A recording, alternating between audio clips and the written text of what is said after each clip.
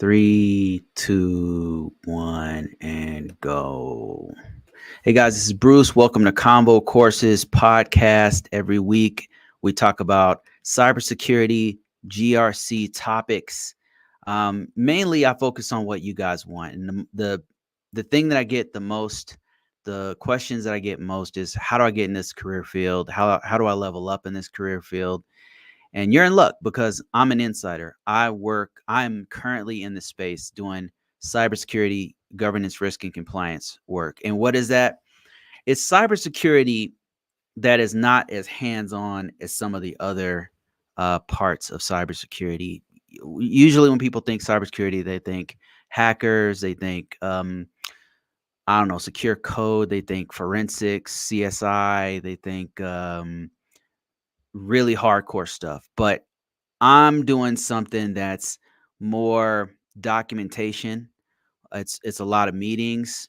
Now I still have to know IT fundamentals. I still have to have a real solid foundation on what information technology is. I have a very strong technical background, and so I can very quickly understand new technologies or things that come in because I have a background in IT. So just because I say, it's not hands-on doesn't mean you don't have to know any IT. There is a learning curve. There are things you have to know to be good at cybersecurity, and even GRC. There's some things there's fundamentals that you have to understand. It's really imperative that you understand it. And so what I always encourage people to do is start where they are. Like wherever you happen to be in your career, start where you are. And that's why I'm building something called a GRC roadmap. This one of you guys suggested this. Create a GRC roadmap that will walk you through a video series that will walk you through wherever you happen to be to where you want to be, right? That's going to take me a while to build. In the meantime, let me show you guys my current journey. This will be interesting to you. I noticed one of the big things that people need is a refresh on their resume. And I've been looking at my resume and looking at some of the things that I've done right and have gotten me to a point where I'm constantly getting approached for jobs. And it's a matter of what jobs I want, not so much, whether or not I can get a job. I can get a job pretty quickly, a really good, high paying job. I'm just very, very picky. And I want to show you guys how you can get to this point. And I'm gonna start off by if you want to watch this, I'm gonna tell you everything. Like if you happen to be listening on a podcast, I'll walk you through what I'm actually doing, so you can follow along at home. Or if you happen to be watching me on TikTok or whatever, you can't see my screen. But the best way to view this would be either on LinkedIn or if you happen to be watching me on YouTube or Facebook, where you can actually see me walk, because I'm going to be showing you my screen. All right, so I'm going to show you guys my secret sauce here, like what I've been able to do. Now, if you want more of this, if you want a deeper dive in this, years ago, I wrote this book right here, and this walks you through everything I'm about to tell you. But I only have a few minutes to, go through everything that's in this book. This book walks you through everything I do and goes into greater detail. So if you're interested, this is on right now. You can go to ConvoCourses.net to get this book, order it directly from me. You can go to, I believe it's on TikTok. I'm not certain. Just look in the description below. It'll be somewhere on your screen. And it's on Facebook and it's on Amazon. So this book right here tells you about what I'm about to show you, but it's a much deeper dive. Okay, so let's do this. The first thing you need to figure out is where you happen to be. Where are you? It's a really important question because the start is not going to be the same for everyone. If I told you, oh, get a Security Plus, that really doesn't apply to every single person, right? That doesn't necessarily apply to somebody who's in another career. They're a mechanic and they don't know nothing about IT. I wouldn't tell them to go get a Security Plus. You know what I mean? Everybody's starting different. Or maybe you already have a Security Plus. The start is going to be different for every person. But what I'm about to show you is something to where it doesn't matter where you happen to be. It's going to help you out. So before we start the resume, what you need to know is that every path that you choose has a bunch of keywords and key phrases that recruiters and jobs HR departments are looking for. So it's very, very important to determine where you want to be.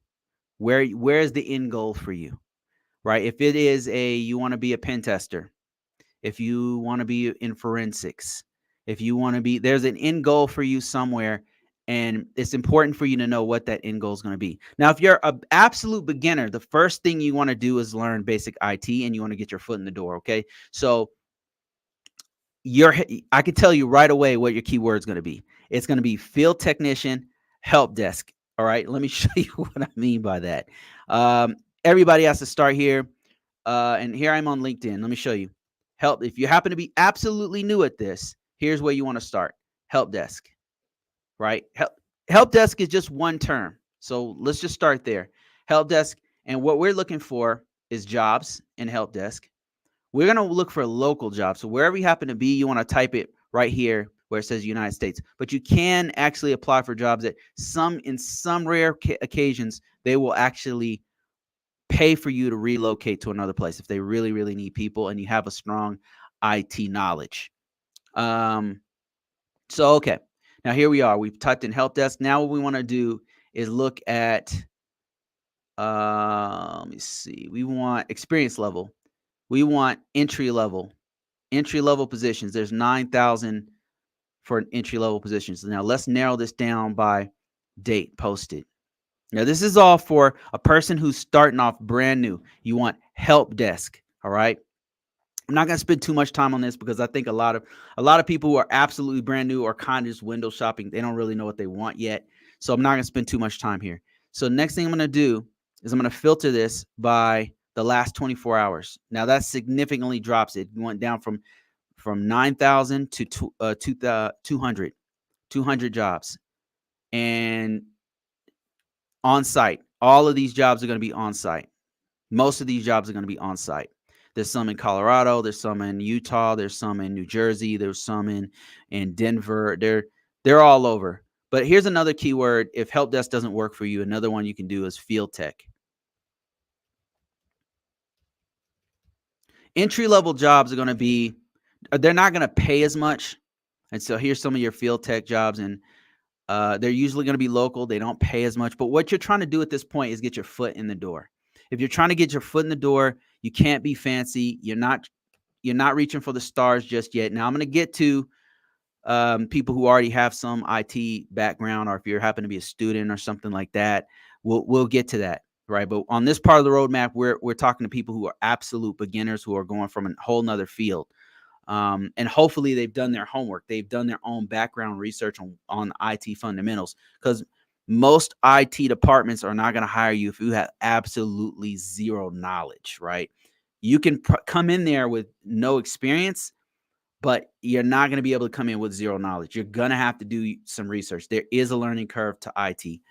And like I said on my other videos, the first thing you want to do is get free resources, stuff like this, where I'm talking to you, people who have been in the IT field for some time, who are talking about how it is to be a help desk person. If you happen to have an uncle or aunt or cousin or something who's asked them about it, this might not be for you. You might not want to do this, right? If you're absolutely new to this and you're like, wow, I want to secure a job. I want to make more money. I want to get into IT. It's very exciting and stuff like this. Might not be. I'm just being honest with you. Just window shop for now. Don't spend any money. Just kind of figure out what you want to do first. And then when you're like, okay, this is for me, then start investing in yourself, buy books, things like that. Okay. So here we are. We just typed in field tech, and here's some jobs for a lawn technician, field technician. Some of these are kind of off the beaten path where they're not exactly computers, IT stuff. Some of them are electronics. Some of them they're just kind of all over the place. Field technician. Let's type in another one would be customer support technician. That's another keyword. If you're absolutely brand new, you're looking for it just to get your foot in the door. Like you don't have no background, no experience in anything. Look, you got desktop support technician, IT support desktop technician. And there's about 53 jobs that I'm looking at right now. And now keep in mind, You can do the same thing, and this is what you want to do. You want to do the same thing on Dice, on Monster, on all these different platforms. All right, now let's talk to people who already have some knowledge. You've already been in IT for some time, or maybe you're a student. You have a strong knowledge of IT. You've been in this background for a while. You have a knowledge, right? Like you're not starting from scratch or from nothing. All right. So let me show you what you're gonna do.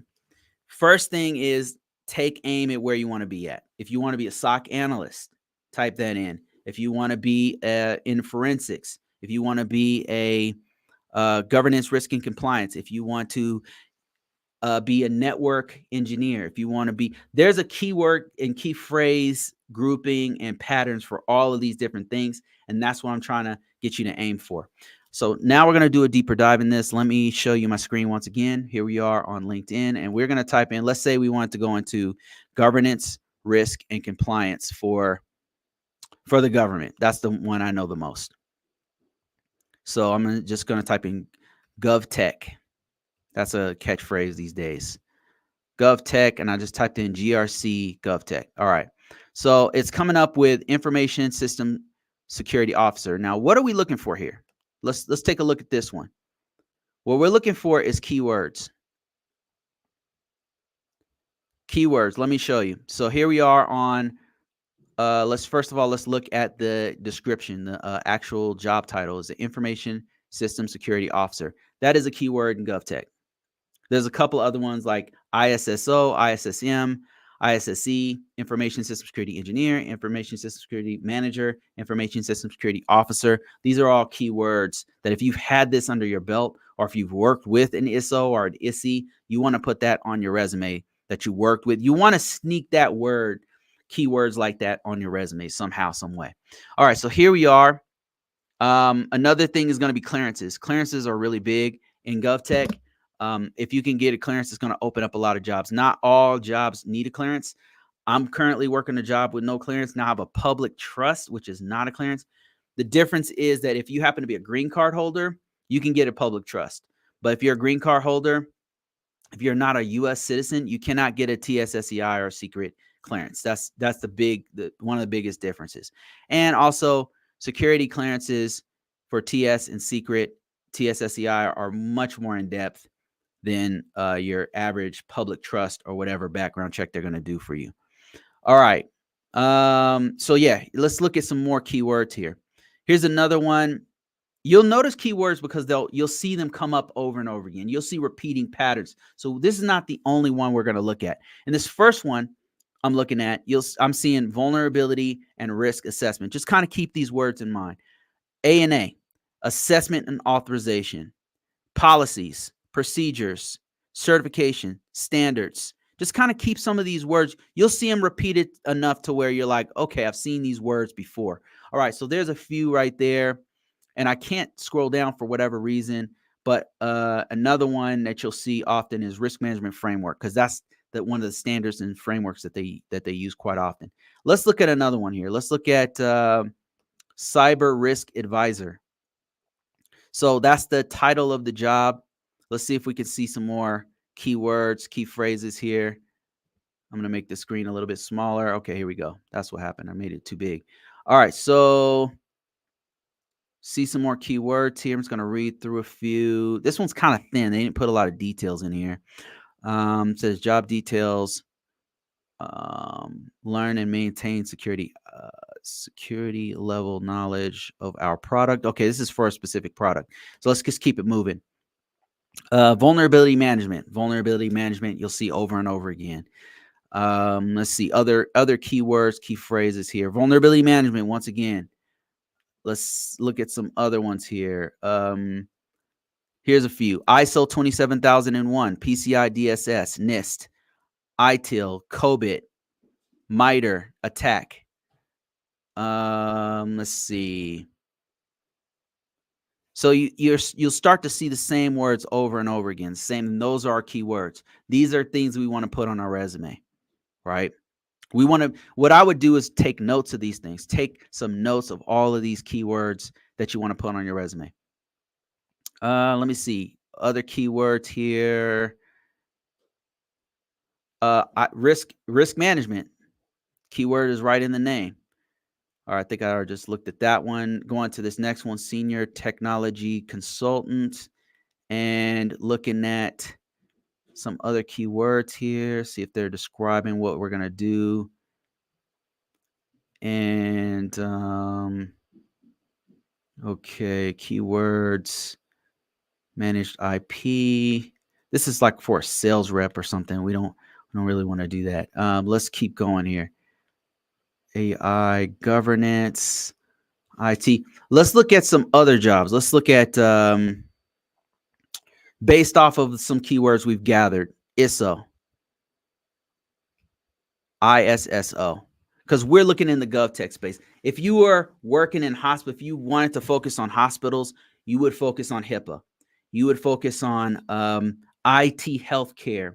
You'd go down that rabbit hole. If you were in retail IT, you'd go down that. You'd go PCI officer, PCI DSS. You'd go down that rabbit hole. But right now, we're looking at GovTech. So let's go ahead and keep looking at this. An information system security officer. Again, I'm seeing a lot of jobs that are looking for for clearances, and that's just how it is in a lot of government work. Not most of it, but a lot of it. ISSM says you're working under an ISSM. It has AO. It has risk management framework. Right here, you've got DoD USAF. So it's working for military branches, DoD 8570, and you'll see these same kind of words creep up over and over again. Right now, all we're doing is looking for keywords. So let's expand this out from the last 24 hours to the last month. So we're looking at, we got a lot more jobs selected here.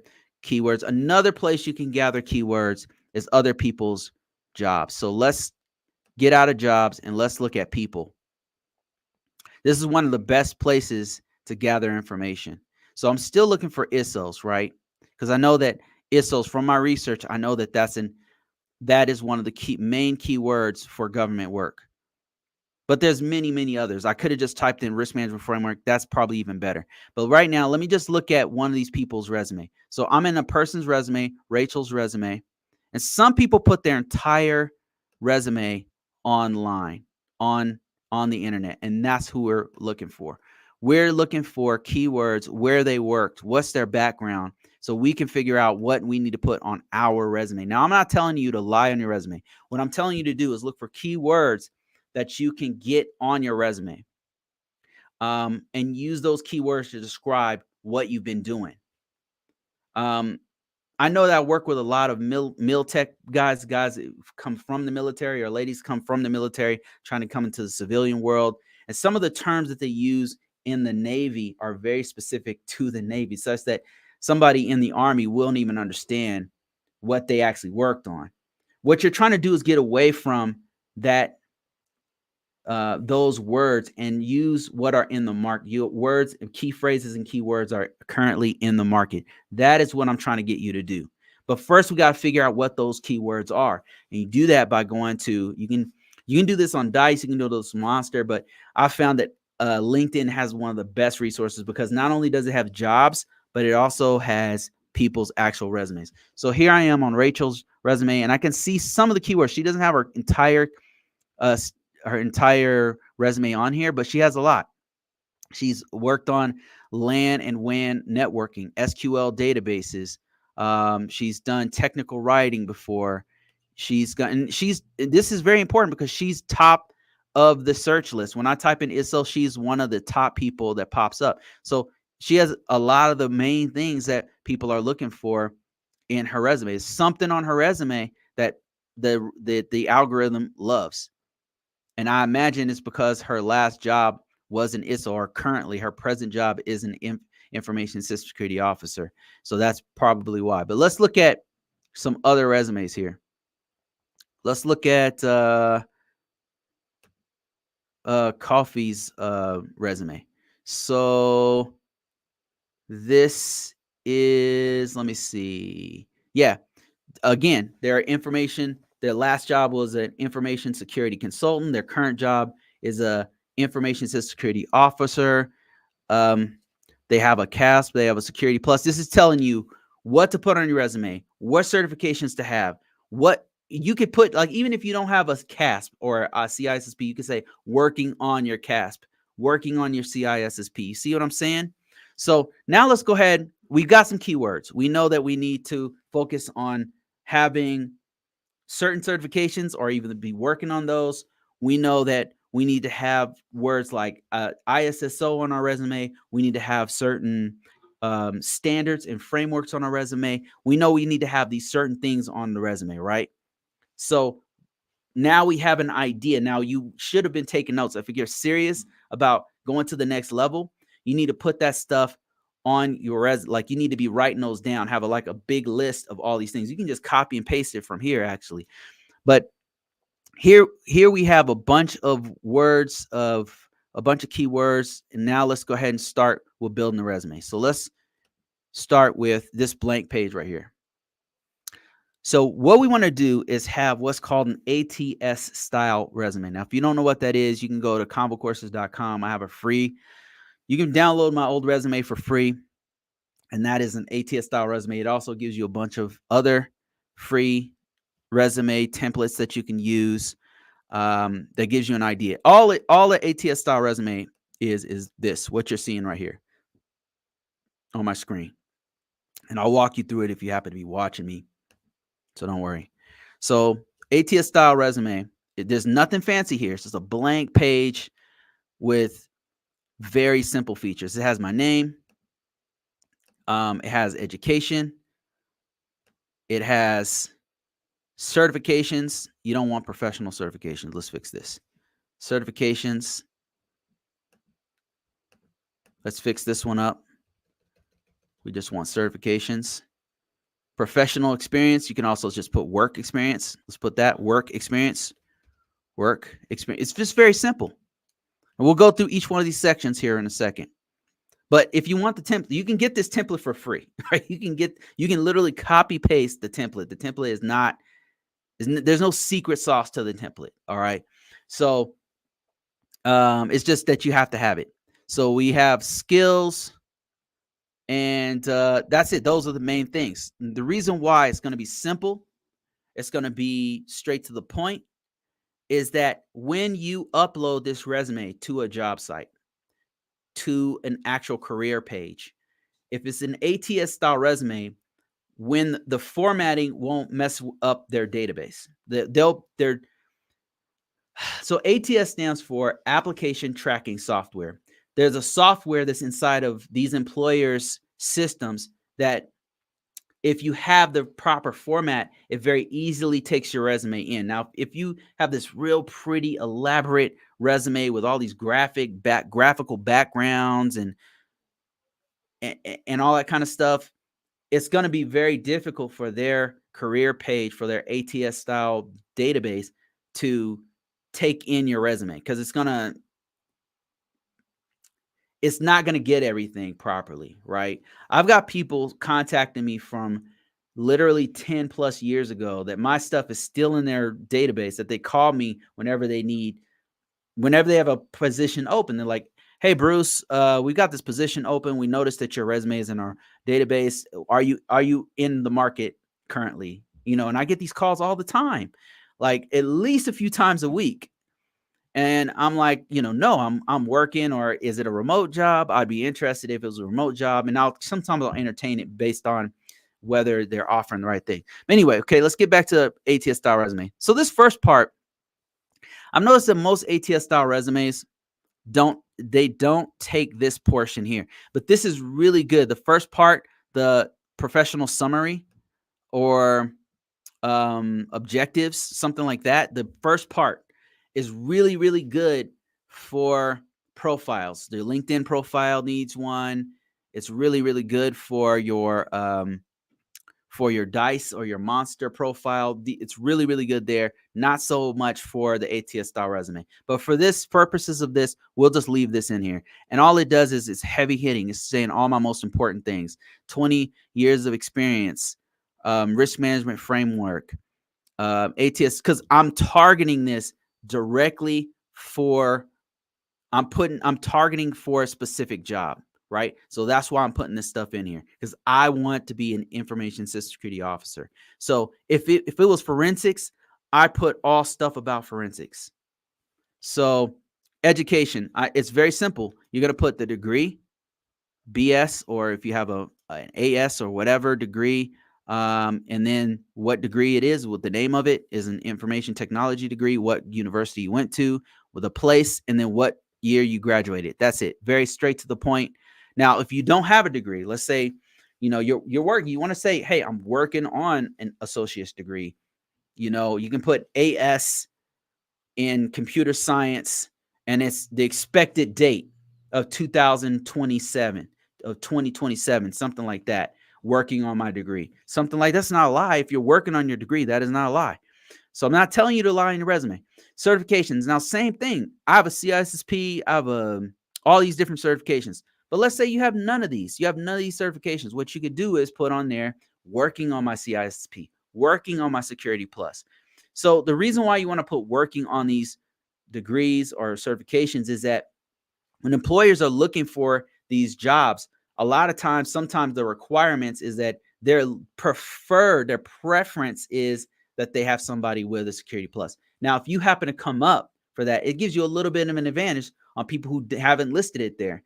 Their employer is looking for somebody with a Security Plus. They type in Security Plus to look for all the people with it. You happen to have mentioned it, so your name comes up as well. And they see your resume like, okay, this guy's pretty good. He doesn't have a Security Plus, but he's working on it. I've been hired to jobs having not had all the requirements. So they said, look, you need to have a CISSP. Can you get this within a year? And I said, yes, I can. And I didn't get it in a year. I got it in a year and a half, but they had already hired me. And when my boss came to me and said, hey man, you're supposed to have this, are you going to get it? Like, you got 3 months left. Why are you working on it? What's going on? I'm like, yes, sir, I'm working on it. I'm just nervous about taking the test. Is it okay if I go ahead and knock out the Security Plus real quick, and then I'll go ahead and take the skill? That's what I did. I took the Security Plus, knocked it out, and then I went and took the CISSP shortly after that, and I passed it first time. So that's kind of what you can do. So here we go. Let's go ahead and go to the next part. Work experience, very important part. This one is probably the most heavy hitting part potentially for yours, because this is where you can put most of your keywords.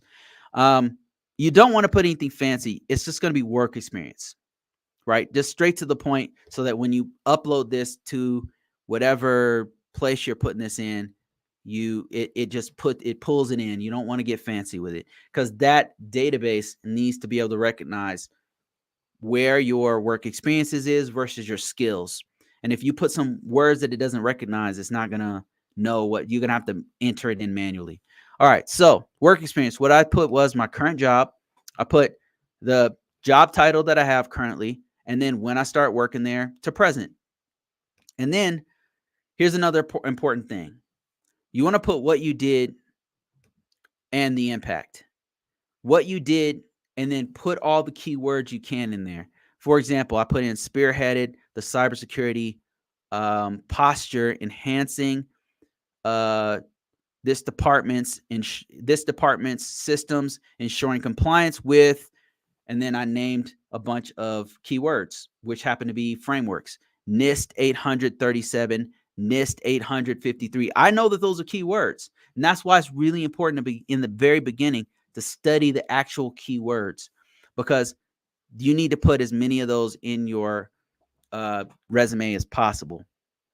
The next thing is leveraged Splunk for continuous monitoring. That's 2 different keywords. One is Splunk, which is a huge keyword. Like, that's part of the main things you do in GovTech is use tools like this. And then continuous monitoring and audit logs. I'm talking about audit logs, mitigating anomalies. So I'm putting all the keywords, and I'm saying the impact of what I did in my resume. That's what you have to do. And you do that with your whole resume. Put as many keywords in as possible, and that's how you do it. The next thing you want to do is upload this resume to as many places as possible.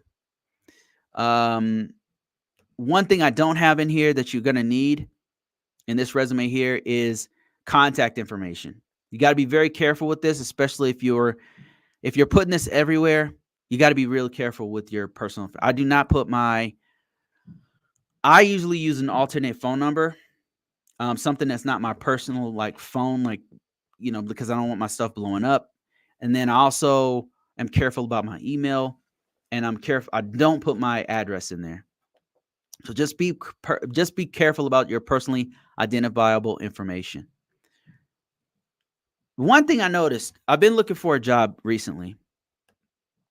Looking, and I'll get you guys' questions here. I see some questions right now popping up across social media. But I've been looking for a job recently, just something different than where I'm at right now. And I noticed all the jobs I want require cloud, and I have experience with cloud, but I don't have direct hands-on experience. So I've got some gaps in my knowledge, and I need to fix that. So a lot of times I'll get in the interviews, or I'll see the job description, and it's saying things that I'm not comfortable taking the job because I'm just not there's just some gaps in my learning. So I've decided to go ahead and take one of these cloud certifications. And the one that I'm going to go for is called AWS Certified Cloud Practitioner. Will be the first one I take. And I think I mentioned this on another video. So I started gathering some resources to take it, and I'll tell you guys my journey so far. I'll just tell you some of the resources. Here's one of them, the first resource that I got. So this book, I'll be going through it and annotating all the most important parts of it, and doing my normal study style is to take notes and then study my notes, and that's what I started doing. Another place that I went to is, let me show you guys this thing here. This is AWS's site here. Here's the test. It seems like it's pretty straightforward. I mean, it's a foundational test. So, I'm not going to get any architecture cloud jobs doing this stuff, but I do have some experience using the cloud. So as I'm reading it, I recognize a lot of the stuff. This is weird, but there are definitely some gaps. It's a 90-minute test. It's 65 questions, multiple choice, and it's about $100. Man, this is right up my alley. I want to take this test. Another resource I'm using to study with is this guy right here on Udemy. This has been really, really good because this dude is walking you through how to build containers and stuff like that. And this is on Udemy. It's called Ultimate AWS Certified Cloud Practitioner, CLFC02, and it's from Stefan Merrick. Really, really good, because he's not only telling you what you need to study for, he's also walking you through how to do stuff like logging in, creating an account, some of the services on there, best practices for using those services. That's exactly what I was looking for. So those are my main 3 places that I'm going to actually study for this cloud certification, and it's to fill some gaps. I've done FedRAMP, which is the federal government's risk management framework for cloud, which is basically just NIST 800. And we had a cloud system at my previous job. And then I've done some evaluation on cloud systems. And then on the current place I'm working at now has some cloud systems. So I have some exposure with it, but I just need to fill in some gaps so I feel more comfortable around the technology. I need some more hands-on so I can, and I feel like as I'm studying, I'm learning quite a bit. All right, I'm gonna go ahead and take some questions and some comments in here.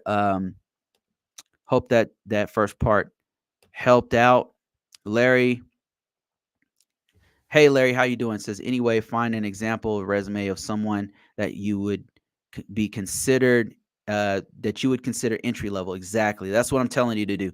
Look at how other people are wording their resume, and that'll give you an idea of how to put your resume forward. Let me see. And then he also says, not so much formatting, but a minimal resume level resume that would catch the prospective employer's attention. Exactly. You want to focus on keywords, not on how pretty. The content matters more than the formatting does, than how pretty it is. You want to get straight to the point, and there's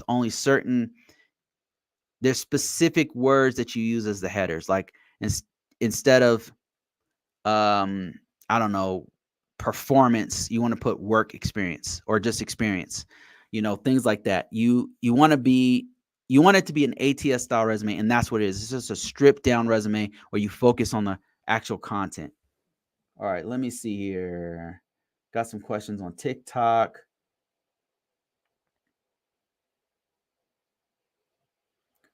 TikTok questions. Tech woke. How you doing, Chris? If you happen to be watching. Let me see here. Somebody said, if I'm not smart, can I still do it, or can anyone do it? There is a learning curve. You don't have to be a genius, but you got to have a work ethic, because this is definitely not for everybody, I would say. There's a certain level of it's like how can I describe IT and cybersecurity? There's a certain learning curve that I think that most people can do it, mentally can do it, right? There are some people, maybe they don't have the capacity to do it, right? It's one of those jobs that there is a cutoff. Like, some people just will not have the capacity to do it. But I think that 90% of the population, 90 or maybe 95, could do some form of information technology. I just think that of the 95%, I would say 75% of them don't have the patience to do this, because it does take patience and time, especially like I don't have the best reading comprehension in the world. It's pretty slow, man. Like, compared to other people, I just noticed like my reading comprehension is not the best. But that said, I just won't quit. I'll just keep learning. I'll read some 30 times to get it. I don't If I want to get it, I will just study as hard as I can. Right. I'm not the fastest runner, but I'm not gonna quit. And sometimes, like, that level of consistency and drive to get better is what you need, that I don't think everybody has. I think most people just don't have it. I think they have the capacity to do it, but I think they're too lazy to put in the work. I think most human beings, as human nature, just want to do the easiest thing possible. And this is not that. Most people want to do the easiest thing possible. Go work at a 9 to 5. That's easy to do. Get in there, do their work, don't want to be bothered, right? It's just human nature. Like, I do too. Like, I just want to go in there, don't want to be bothered, lift as little bit as I can, and then just be done. But this one has a little heavier weight. It's like the gym. Like, if you go there and you just want to lift fives, you can. Like, you can go in there, just lift fives for 5 minutes and then go. But this right here is more like you gotta build yourself up, your mind up, to where you're lifting 60s, you're curling 60s. You can do it, but it's gonna take you some time to get there. And most people, I just don't think they just don't have it's not even mental capacity. I think most people do have it. I think most people are lazy and they don't want to do it. That's just my personal, I could be wrong, but I would say that's mostly what it is people just don't want to do it. So yeah, I would say you were smart enough, but do you have the heart to do it? Do you have the fortitude to continue to do it, to force yourself to learn? It's kind of like math. Like, math is difficult because it's mentally hard. And the more complex it gets, the more mentally challenging it gets. It gets to a point where you're benching 400 pounds. And then at some point, some people will not have the capacity to do the mathematics. Like I myself, I think I've seen my cutoff, you know, it's somewhere around calculus. I don't know, somewhere in there somewhere. After a while, I'm like, okay, I'm all right, I'm out. Tap, tap, I'm out. I have to submit. But I think most people can do basic algebra. It's just difficult. And I would say that the large majority of cybersecurity and IT is just basic out. It's not super hard. Is there hard stuff out there? Is there PhD level stuff? Yeah. Yeah. Yes. There's some stuff that's way beyond. I can barely I cannot understand, not barely. I cannot understand quantum computing. I can't. I've read it several times. I do not. I cannot wrap my head around it. I'm still working on it. But there's some things that are super hard. There's cryptographers, the guys who make crypto keys and stuff for us to protect our information. That's math proofs and stuff. That's super hard. It's super hard. But the majority of it, most of us have the capacity to learn it. We just don't have we're just we want to do the laziest thing possible, which is not this. If I can do it, you can do it. Let me see. Who else do we got here? I'm answering questions right now. Floor is open. Appreciate you guys who stopped by. JF.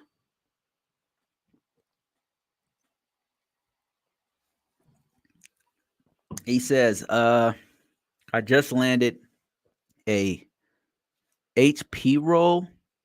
Never worked IT, but certifications. HP. Do you mean HD job? Like help desk job role? Never worked IT. I'm assuming you just got your foot in the door in an IT position, but you have certifications. Well, congratulations, because you've done one of the hardest parts of this whole path, which is to get your foot in the door. When you're starting out, I would argue that's the hardest part. Certifications are not the hardest. Even a degree is not the hardest. The hardest part will be getting your foot in the door, because before that, you would have had to prepare and had hope and drive without having it in your hands, and that's really the hardest part. And that takes a level of passion and a level of belief in yourself and a belief in this craft in the career field, where it's all in your head in the beginning. It's like you're preparing for a fight, but you've never fought before, and then you've got to build yourself up to do it. Especially if you're not around a lot of people who are doing it. You're not around a lot of geeks and nerds who are walking. You don't have a mentor or something. That's even harder. That's how I started. I started surrounded by nobody. I was a security force. I was a police officer in the military, and all I knew was, like, I trained every day on guns, shooting them, taking them apart, putting them together, guarding planes, shit like that. And then marching, marching with the army, you know, getting cussed out by the Marines, like we're working with them and stuff. I was a grunt, and I was the only nerd IT guy around, and I did that on my own for a long time. I just did it because I liked it. I just believed in it. It was like magic to me. I like to take computers apart and put them together and figure things out and read. I would read books about it or stuff like that, and so I just kept doing that. And then finally, I got an opportunity to cross train in the Air Force, and I was able to get hands-on training directly and get my foot in the door. That is really the hardest part, is building yourself up and believing that it's possible. That belief is really the hardest part, because it's almost like you got to fake yourself out that it's real, because in the beginning you're not doing it. It's very reminiscent of being a kid growing up in the hood. Growing up, I know I don't like say, you would not associate me with that, but I grew up in very hard conditions, very, very hard. And you don't see rich people, you don't see people like that look like me at the time. Like now you can kind of see it, online or wherever. But back then you didn't really see that. I was a poor ass kid. I didn't know anybody who had a very successful business. I knew some people who started small businesses, but I didn't know anybody who was able to make it out. And you have to, in the beginning, you got to believe that it's possible.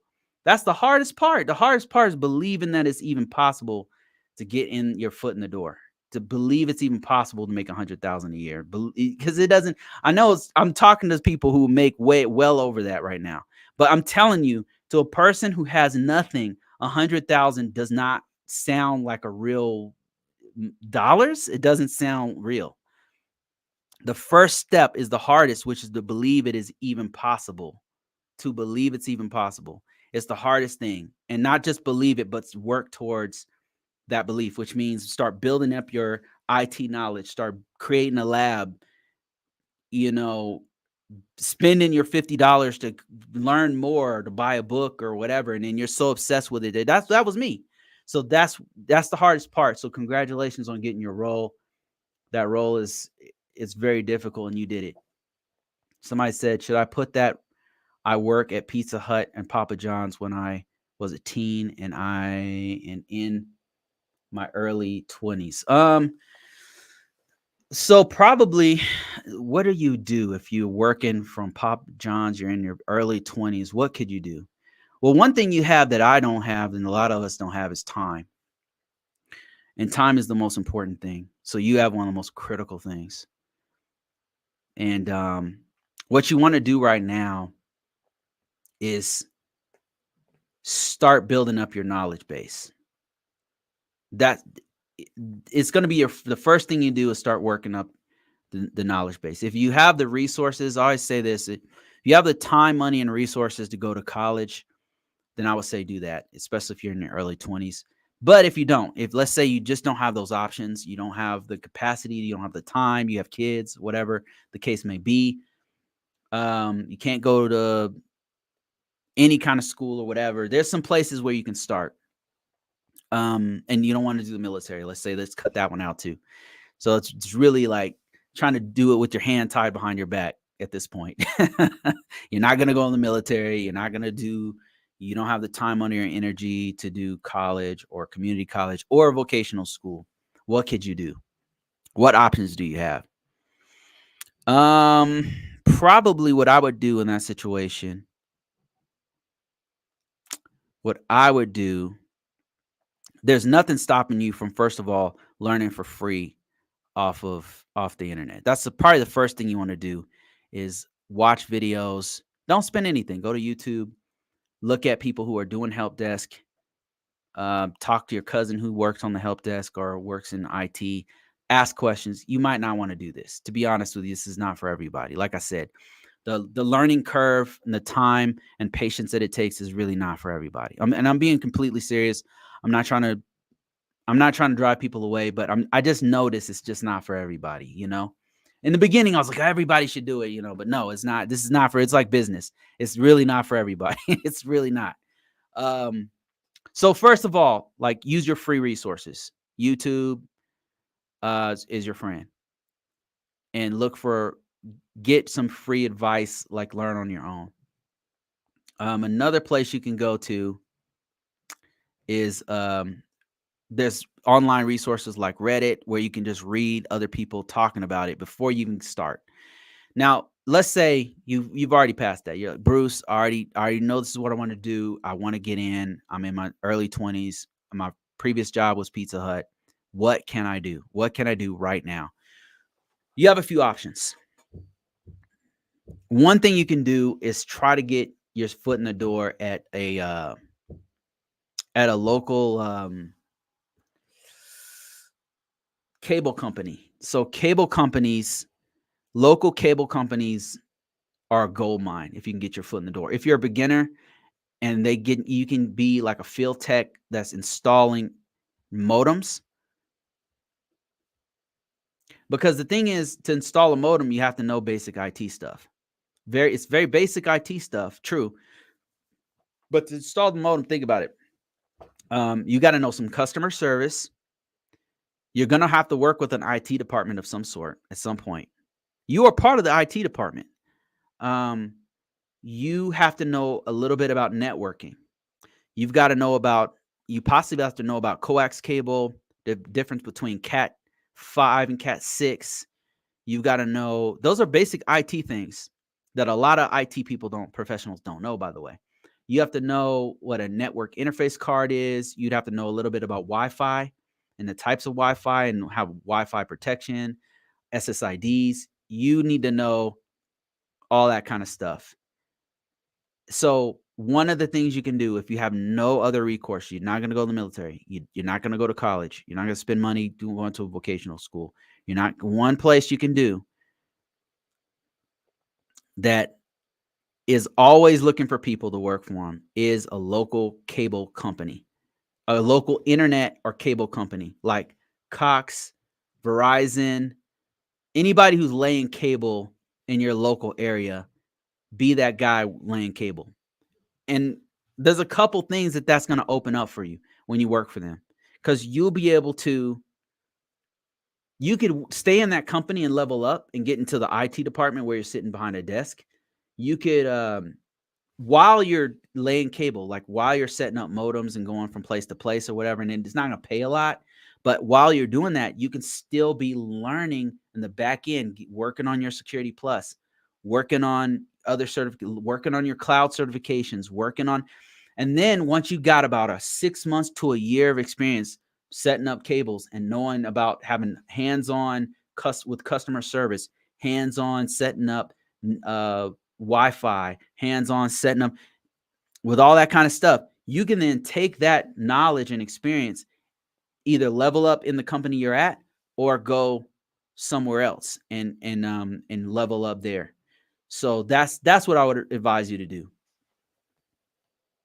Hope that helps. I have a Security Plus and an AWS Practitioner. Congratulations. I'm working on that Practitioner right now. Is it normal for a cybersecurity to have 6 rounds of interviews? That's about right. My average interview is about 4 in cybersecurity. That's a great question. So the question was, is it normal for a cybersecurity position to have 6 rounds of interviews? That's about right. That's a bit much, because my average has been about 4. The very first one is not really even an interview, but if we count that one, that's a screening interview. The second one is going to you're going to be interfacing with the very first person that's in that company. And that's usually either the recruiter at the company, and sometimes it's like the HR department. It's going to be like the first person you talk. They're going to ask you basic questions about, are you okay with travel? Are you okay working with a team? What's your salary? Like, and they're going to ask those kinds of things to see if they have to weed you out. And then you're going to talk to, from here, it either goes to like the technical person or the manager, but you're going to have to talk to either one of those. But so it's usually a screener who has nothing to do with companies. Usually it's like some hiring, somebody from another country. It's like a staffing company that's going around calling 100 people a day to figure out if they can find somebody. And then, that's not really an interview. It's like, are you open to work? Yes. Okay. I'm going to forward you to this other person. And then it's going to be some representative from that company, usually like an HR person. Then it'll be like either a hiring manager or a technical person. And those are usually the 4 that I usually get. It doesn't normally go to 5. Sometimes there's been this job I have, it went to like 5. It went to 5. So yeah, it is normal to have quite a few rounds of interviews, because they're really trying to screen. Cybersecurity is something special. Like, they really have to vet people with cybersecurity. They have to determine if you're going to have all the keys to the castle, right? You have a very special position because they have to trust you with all the skeletons in the closet. So not only do you have to have a technical, some sort of background that fits whatever they want you to do, they've got to know that you're trustworthy. So while you're doing all those 5 or 6 interviews, they're actually doing a background check. By the time you get to the final one, then they start doing this extensive background check on you. That's either going to get you a security clearance or a public trust, or they just do a background just to make sure everything's cool with you. So it's a lot of scrutiny for cybersecurity positions. You don't always have to get a cybersecurity position to do cybersecurity. Just keep that in mind. Let me see. I got some questions here on YouTube. Jasmine says, what should we purchase on the site first if we are just getting started?" Jasmine, I would say if you're absolutely brand new, unless you're very, very serious, don't buy anything. Um, if you're serious, there's a couple things that I would recommend. If you're very serious, if you're absolutely in this, locked in, I would say this book right here, Cybersecurity Fundamentals, Best Security Practices. And it's got a lot of references to training. It's got a lot of resources. I know you probably can't see this, but it's got a bunch of training resources that point you to places I recommend to get started. That would be the first one. If you're window shopping, just keep watching. Like, come back here, keep watching me, go watch some other people. You don't have to spend this career is really not for everybody. I'm not saying everybody's not smart enough to do it. I'm just saying some people don't have the patience for it, and they're trying to get in. They can see how lucrative it is, but if you don't have the fortitude to stick with this, if you don't have the patience to continue to learn, there's a huge learning curve that's going to take you some time. If you don't have that, and you can determine whether you have it or not by just watching free resources in the beginning. Just watch. There'll be some key things that you'll see that you'll be like, okay, I'm out. It's at some point. But if you're like, the more you listen, the more you read, the more you consume this kind of information, you're like, this is it. This is it. This is it right here. This is the one. I've got an audio version of this. I've got an ebook version of this, and I got the physical copy as well. So, and then you don't have to buy mine. There's tons of the for dummies ones. If you're a beginner, the cybersecurity for dummies, like, you just kind of want to get in the beginning. You just want to consume as much as possible, right? As much of that initial knowledge as possible. You want to start consuming. Once you get to a point where you know the stuff and it's kind of repetitive, then you want to refine your taste a bit. Then you want to refine your taste. You want to get more hands-on type knowledge. And there's some places. Udemy is a real good place to get some of that hands-on knowledge. And then there's some other places you want to go to get, like Hack the Box, if you're trying to go the pen test route. At some point, you want to get beyond just the knowledge and start doing the hands-on stuff. Let me see who else we got here. YouTube is extremely helpful for GRC and installing camera doorbells. Oh, that's one of my most popular videos is camera doorbells. I don't know why I did it like 15 years ago. You need to be familiar with common IT hardware and connectors. Yes, absolutely. And Wayne says Verizon will definitely hire you for installing POTS lines, plain old telephone lines, then move you laterally. This is from a tech that is a tech that I spoke to. Yes, absolutely. Wayne also says, my advice to candidates is that if you place a skill on your resume, know how to speak to it. I've done over 40 interviews this year. Damn. And that has been what caught people every time. That's right. He's absolutely right. He's absolutely right. So you want to be able to speak to it. And not everything requires you to have hands-on experience. Like, if you could speak to something really well and blow them away, if you read up on it, a lot of times sometimes that's enough, right? I mean, I've been in interviews where it was enough. Like, I remember one interview I had. My skill set is really with risk management framework, GovTech type stuff, and I teach it. Like, I've been doing this for a long time, so I normally put a smile on their face when I start talking about it. But then they asked me about something else. At the time, I had no experience with it, and they said PCI DSS. Do you have experience with it? And I said, no, sir, I don't have experience with it, but I know what it is, and I just start breaking it down because I read about it. I read about it a few hours before the interview. I read about PCI DSS and all the steps. I knew what it was, but I needed a little bit more information. And so I just did some research. And then when it came up in the interview, which I knew it would because it was listed on the description, I was like, yeah, I don't have direct experience on it, sir, but I know that we have to do X, Y, and Z, which is very similar to risk management framework, which I've done before. I've written policies. I've done security control. I've been a part of the security control and vulnerability management process, which is also required in PCI DSS.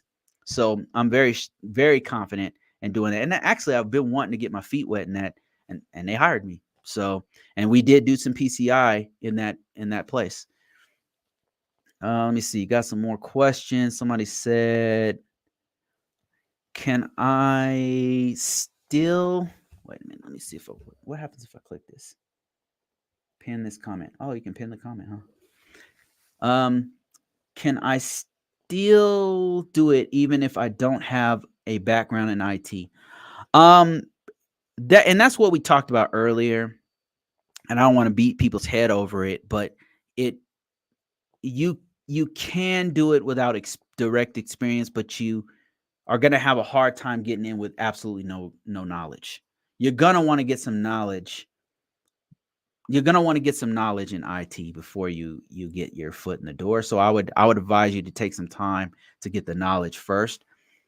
Yeah, you can get into a job with no IT background, but it's going to be extremely difficult to get in with no knowledge at all.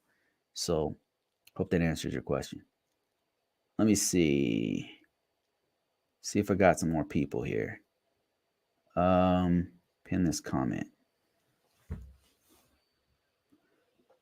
Do you have to be a programmer to be good at cybersecurity? Do you have to be no. I remember there was this debate. Maybe it's still going on. I don't use X much, but on X.com, they were saying if you don't know programming, you're not going to be a good cybersecurity person. I've been doing this for 20 years, over 20 years now, and I could tell you that all cybersecurity does not look the same. And I think some people would argue that cybersecurity is different from information security. And for somebody who's done both, there's so much overlap, in my opinion, that it's just semantics at some point. There's just a lot of overlap between the two jobs. And I've been a information system security person who did a lot of technical things, and I've been a cybersecurity person who did a lot of documentation type things. So what I'm trying to say is this is a very broad field. Cybersecurity is very, very, very broad.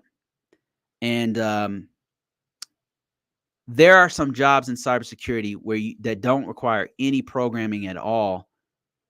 But to be good at it, you need to be really good at, say, frameworks. You have to really understand PCI DSS in order to implement it throughout the organization.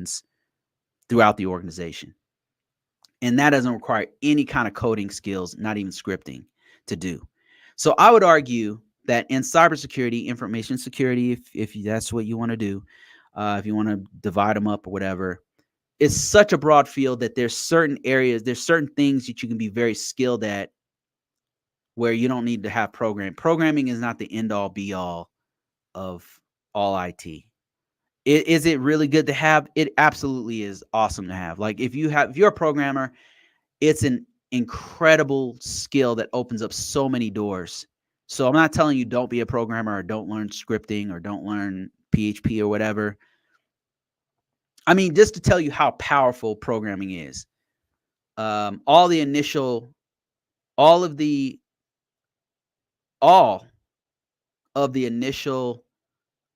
leaders of industry were programmers. Bill Gates was a 15-year-old programmer.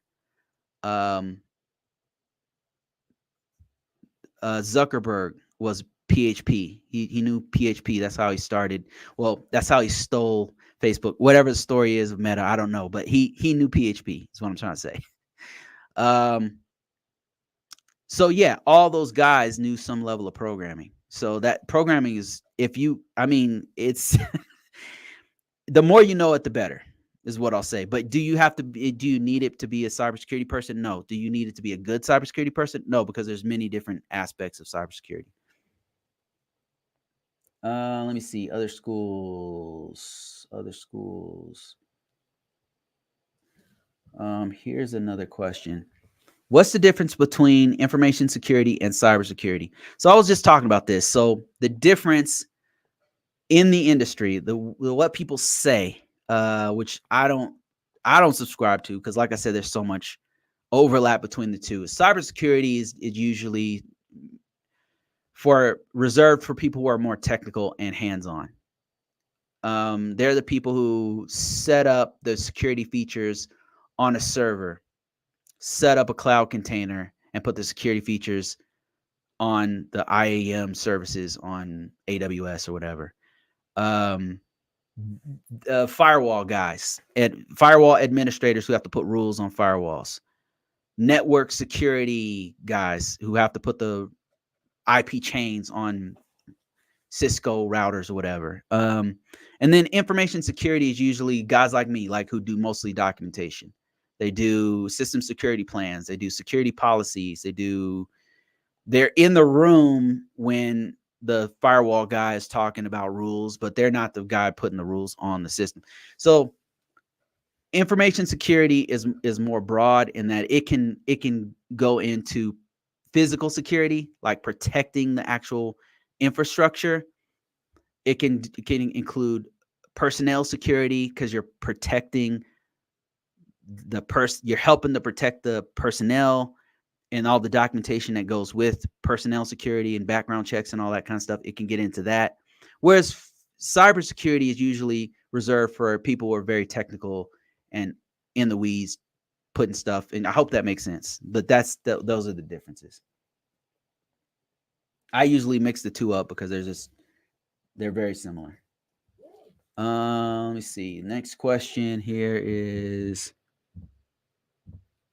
you have to know some scripting and to identify languages. I would disagree with that. I would disagree. I think a lot of IT guys and a lot of technical IT guys are very biased. I noticed, and because they haven't seen the other side of it. And me having worked both sides, having been jobs just where I'm just doing policy stuff, and I'll get pulled into some technical stuff. And I didn't have to know any programming, but it was super technical, you know. And a technical guy who knows scripting and knows programming and stuff. Um, they're biased because that's all they know. Um, is it good to know that stuff? Absolutely.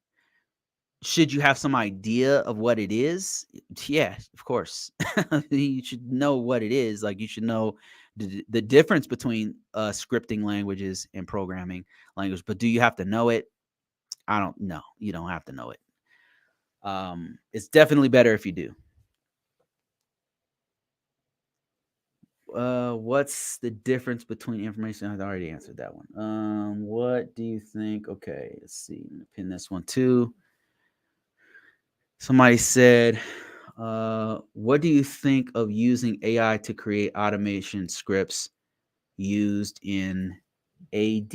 And I don't see the rest of it. And it was used it for AD and it was good. I think it's looking like it's being used more and more.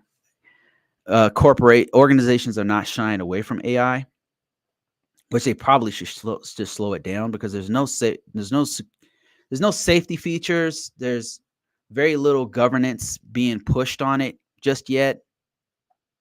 Um, it's being used a lot.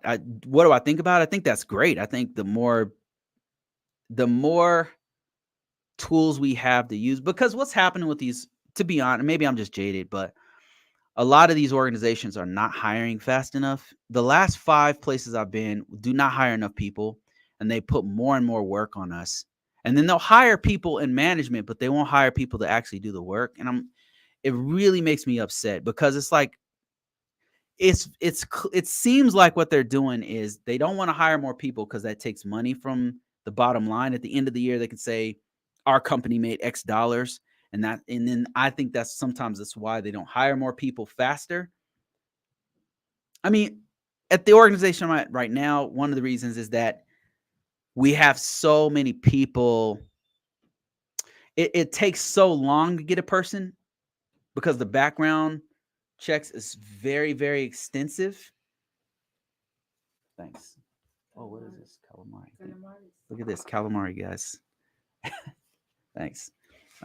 So it's very, very expensive, and it takes a really long time to get a person in. And so it's taken 4 months to hire a guy. I want to cuss so bad. I'm so angry about this. I'm so angry. I don't even want to be on the calls because I'm so overworked. It's crazy. I don't like it, and that's why I'm looking for another job. But I'm very picky, so it'll take me a while. Anyway, a lot of jobs I've been to, I think the actual company, sometimes it's not really about the background check. They just are not hiring people. And it makes me mad because that means I have to do more work. And they expect me to do the same amount of work for the customer. The customer's asking for more and more stuff, but they're not hiring more people to do that work. And we need automation to help. Like, the more automation I have, the more tools I have, the better, because otherwise it's just really difficult to do all this work. So just something I've noticed, and maybe I'm just jaded. I don't know. I don't claim to know everything, guys. I'm just some guy. I'm just a worker. Wayne says, my advice to candidates. Okay, I already read that one. My man Larry, thank you so much for your donations, Larry. Appreciate you. This is sponsored by Larry. My man Larry. Okay, he says, can you touch on some of the non-technical business skills that people should work and focus on as they look to get into GRC? Skills that may or may not be considered soft skills. Okay, yeah, this is very easy. And I've talked about this before a bit, but I can't emphasize this enough. One of the main GRC skills is definitely emotional intelligence. I don't know if you would call that a skill, but emotional intelligence is super important, because in GRC specifically, we have to do a lot of communication with different levels of the organization. And you're dealing with many different personalities and lots of different personality types. And it requires a certain level of patience that I think a lot of IT professionals don't have. And that patience requires you to know yourself. You have to be able to know thyself, and to thine own self be true.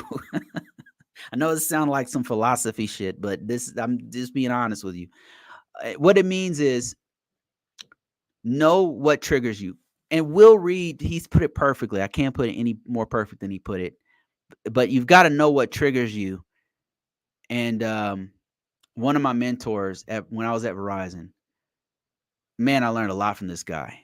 I mean, not only was he sharp, but this dude was one of the most patient people I've ever seen. And I would just marvel at how good he was. We'd be in a meeting with this irate customer who's just being belligerent. You ever been in a meeting with somebody who's very bossy, but they're not smart? They're saying a lot of ignorant things about what's going on, but they have all the power, and they're not very smart. And then they're belittling people on top of that, right? So we were in the middle meeting with somebody like that. We had a few customers like that. And I was very angry. I was just real short, and that's not how you're supposed to treat a customer. You can't do that. But this dude, he was like a monk. He didn't change. he was remained professional. He wasn't short with them. He was just smooth. And by the end of it, he turned the whole meeting around, but just because of his attitude. And that's the level of emotional intelligence you need to do. He read the room. And then after the meeting, I was like, man, they said this and that. How do you do that? I was laughing, like, how did you do that? That was amazing.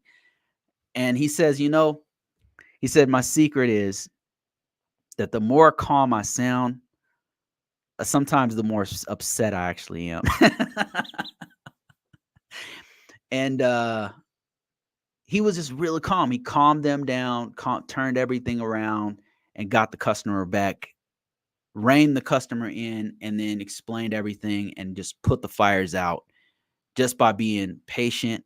And he did that with emotional intelligence. The dude just knew, he read the room. He knew the customer was upset about this and that.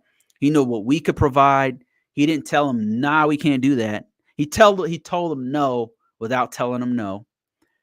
And that emotional intelligence is really, really effective with GRC, because you're going to have to deal with those people.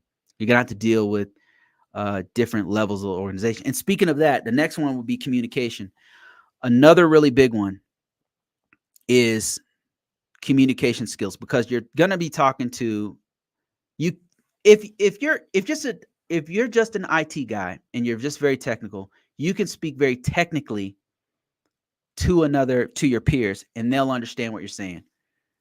But as a GRC person, you have to talk to sometimes the C-level, C-suite people who require a different language than your peers. Your peers, you can talk the language, you can speak office speak, right? You can talk about if you're a command line Linux person, you could make jokes about RM space star dash F, and they'll be ha ha ha, that's so funny. But or you could explain to them in a very technical way what's going on with the latest Linux instance being wrong or whatever. You can get very technical in the weeds with them, and they'll understand.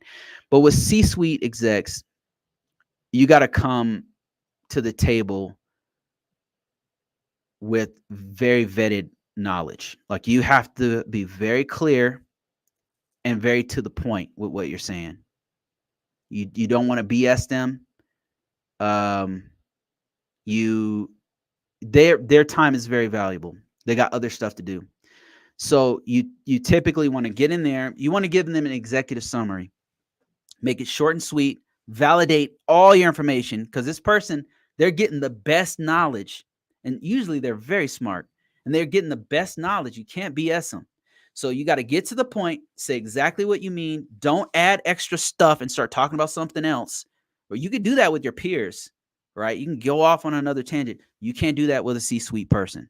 That's a CEO, CIO, CISO. You got to get to the point. So communication's super important. How to talk to the C-suite execs versus your managers versus your peers versus a customer. Communication super important. So those are other skills that you need to know.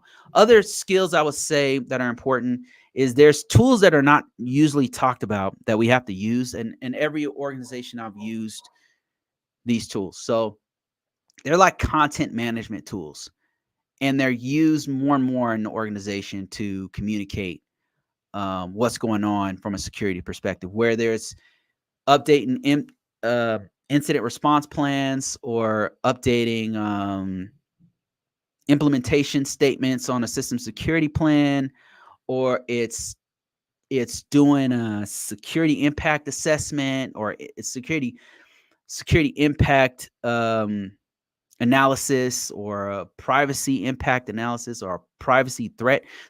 Usually there's a gigantic database tool that everybody is looking at to follow the work and look at the status of what's going on, because there's a whole bunch of things continuously being monitored, and you're using these tools. So I wouldn't say it was necessarily a soft skill, but it's just something, a tool that people don't normally talk about. In the government, in the Department of Defense, they use something called EMAS to do this. Outside, there's many different tools, but the ones that come to mind is like ServiceNow, Another one is Jira. Sometimes they'll have like an in-house homegrown database that has a front end that everybody can use.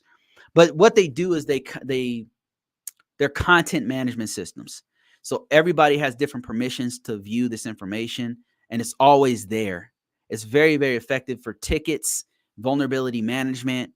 There's a tool called Archer that's used, and that it's not necessarily a soft skill because there is some technical knowledge you need to know, but that's another GRC thing that comes up quite a bit. I would say another one's not necessarily a soft skill, but scanning is very useful. If you know anything about scanning, either running the scan itself on any platform, really, because if you know one scanner, you can kind of figure out how the other ones are supposed to work. And then another important thing is the results from the scanner, because they're not always accurate, right? It's automated, but it still needs some human interaction to figure out what's what, if it's a false positive or if it's supposed to be there or whatever. So those are some of the skills as a GRC person that come up, and it really depends on what part of the GRC spectrum you are, because there's a governance, there's risk, and compliance.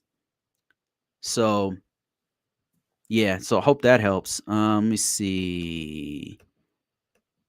Wayne, let me see if I can. Okay, here we go. Wayne says command line in Linux, Windows are extremely helpful in GRC. Sysadmin, exec. Yeah, you know what? This right here is super important. I would say not every GRC person has to know programming or scripting, but command line. I think you're gonna at some point you should know command line. You should definitely know. Command line is not scripting. You can use scripting in command line, but just knowing you don't always have access to the GUI interface, the graphical user interface. You don't always have access to it. Every now and then you'll find yourself looking at a command line interface, even if it's just like if it's data given to you via command line interface. You need to know what it looks like, and the best way to know it is to actually get a feel for it and use it. I would say every GRC person should know a little bit about command line. They should actually have experience with command line interface on either Linux or Windows or both. I would say at least Windows and Linux, at least those two. And that would not necessarily programming, but that I would say command line, you have to know something on that. You got to have some experience with it. And the best way, I mean, you could just do it right now on your computer and just mess around with it and navigate the file structure in C prompt, or run an ls command on a Linux system or something like that. You can even mess around with it using AI. Like AI can does it very well. It will mimic the back end of a Linux system or a command line of a Windows or even a Mac system. So you can actually mess around with the commands. You can get an idea of how to navigate the file structure and all that kind of stuff. So I would highly recommend you do that if you are a GRC person. Great point. Great point, Wayne. Okay, let me see. You got some more questions here. Somebody on TikTok asked, how do you identify malicious XSS or XSS, cross-site scripting, or CSF? You know what? You should do your own. You should do a video. You should teach us these things. You should teach us these things. Every time I get somebody trying to check me, they don't do their own videos about this stuff. And then they're checking me. It's like, dude, teach me. If I don't know something, please teach me. And the thing is, I can Google what you just said and figure it out. I know what cross-site scripting is, but whatever. Okay. What's the difference between information security and, okay, I already answered that one. Somebody keeps asking the same question. I use Metasploit on my AWS instance against neighbor instances, and now I'm facing jail time. Don't do that. Don't do it.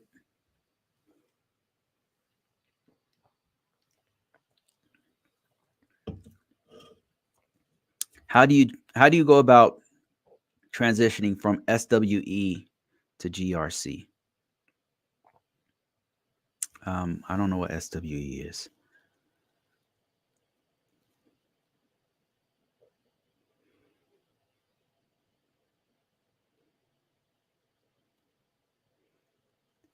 Yes, AWS customer support is a joke. Let me see. I'm getting a lot of hate from AWS. Thanks. I didn't know AWS was so hated. Thanks for sharing. Thanks for sharing this. That's the department I'd like to go into, GRC. Qualys. Qualys is fire. Like some of the top scanners is right now in the market. Excuse me. Top one is Tenable, Nessus. Qualys is on that list. And then those are the top two. The other ones are not popping in my head.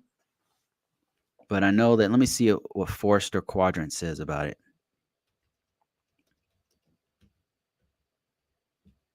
Quadrants for scanners. Is it Forrester or is it Gartner? It's Gartner.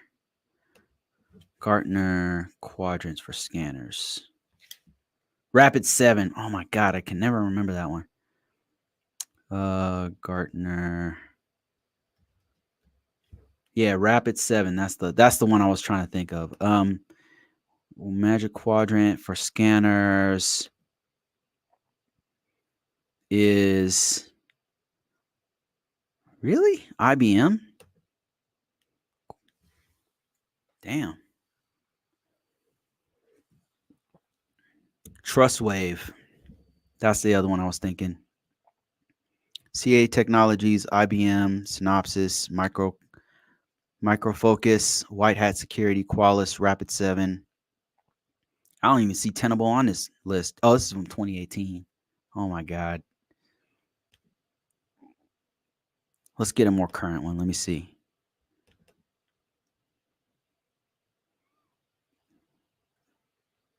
Kind of saying the same thing. Okay, let me see. Back to questions. Sorry, I got distracted. How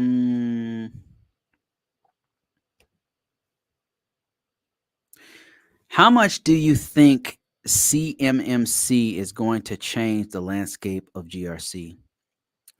So CMMC is capability maturity model certification. I know it is for CMMC. I'm not a CMMC guy. CMMC. I know that CMMC is used for it's used for companies to do work directly with the Department of Defense.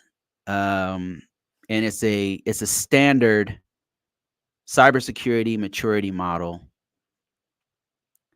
Yeah, cybersecurity maturity model certification 2.0.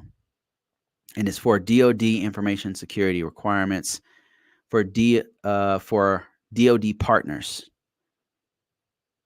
Yes, got it. How much do I think it's going to change the landscape of GRC? I don't think that CMC, unless there's something I'm missing, I don't think CMMC is going to change the landscape of it. I think it's one aspect of GRC that affects one industry. So think of it like this. So GRC is across all different industries and sectors. And just to name a few of the main sectors, it's governments. That's like U.S. government, Canadian government, local government, state governments. They have their own GRC, right? Then financial sector. Financial sector is banks, financial capital organizations. I don't know, 401k organizations, publicly traded organizations. They have their own GRC. They follow like Sarbanes-Oxley and different IRS standards or whatever. They have their own auditing, their own. It's very similar to what you would see in GovTech. They're doing a lot of the best security practices, a lot of the same stuff they're doing, but they have certain things that they kind of focus on a little bit more. And then you've got another sector like manufacturing. You've got healthcare organizations, that industry. You've got retail. Each one of these sectors has their own GRC flavors. And I would put CMMC and what's the other one? NIST 800, 171. I would put those in its own category that's adjacent to or a part of GovTech or the government sector of the US. So they would be any kind of companies who are doing work, who are partnering with the Department of Defense industrial complex. And they have to go through that GRC flavor, right? It would be different from very, very different from like healthcare, but they would do a lot of the same basic security practices, but they'll have different things that they focus on. So I don't think it'll change the entire landscape, maybe for that one sector, perhaps, but not for everything. The GRC is very, very big. I hope that makes sense. Let me see here. Okay, got another one from Larry. My man Larry, he says, if you had to choose between branching into learning cloud technology versus large language models, which would you suggest dive into first? So Larry, I'm actually doing this right now. And the one I'm choosing right now, it's a great question, by the way, is cloud. So I'm closing all the gaps in my cloud knowledge. I've done some of the GRC stuff for cloud, but I need to have more of a hands-on understanding of what's going on with it. And so that I'm learning, taking the time to break it all down and learn it. And the reason I'm doing this one before large language models, artificial intelligence and machine learning and all that kind of stuff, is because machine learning and AI are very, very dependent on cloud technologies right now.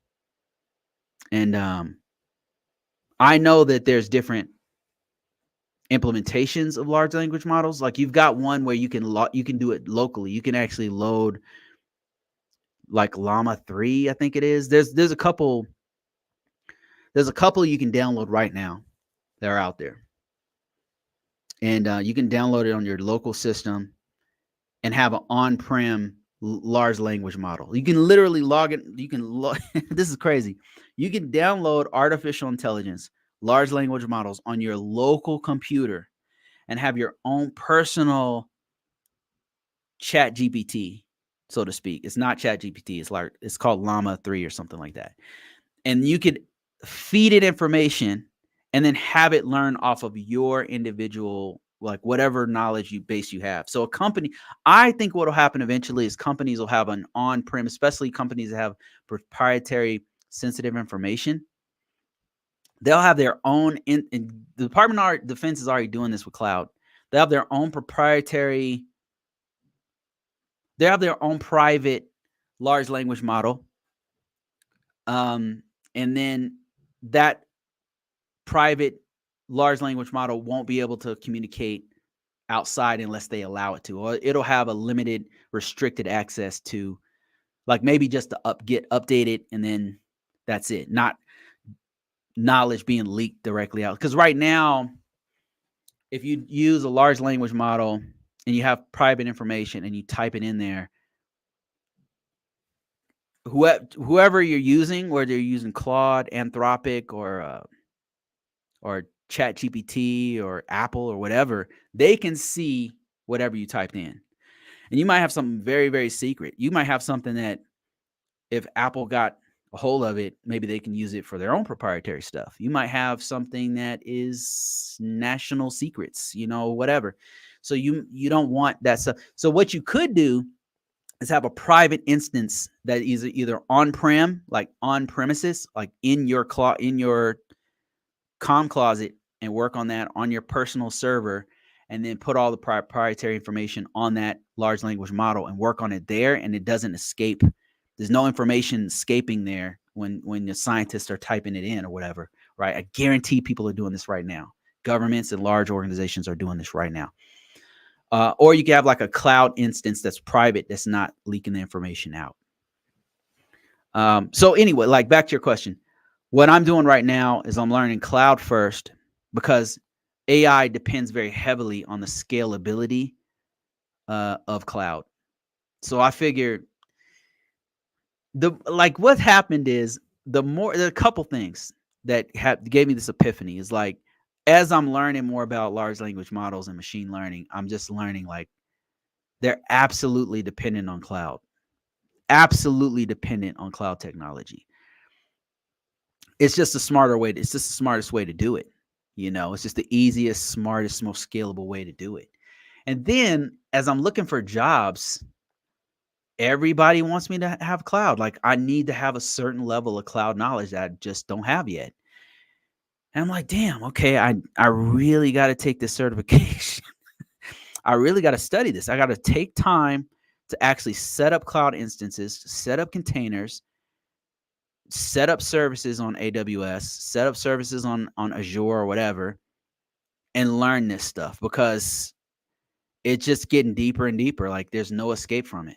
The jobs that I wanted needed a certification in cloud, not even that one.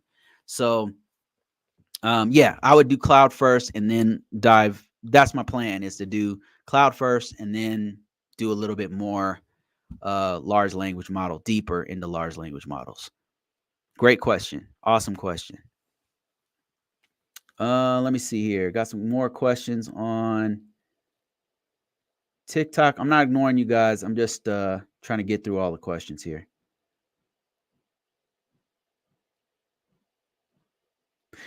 Somebody said, is there a GRC role in entertainment industry? I can't think of a specific GRC regulation for the entertainment industry. I will say that they will be subject to, like, say, California. Like, let's say there's Paramount is in Hollywood, and I'm sure they're using some regulation, one of which would be subject to California's privacy law. So I'm sure although I can't point to any one entertainment based GRC regulation or framework, I know for sure that if Paramount has a studio in Hollywood, they would have to. There's a couple things they have to do.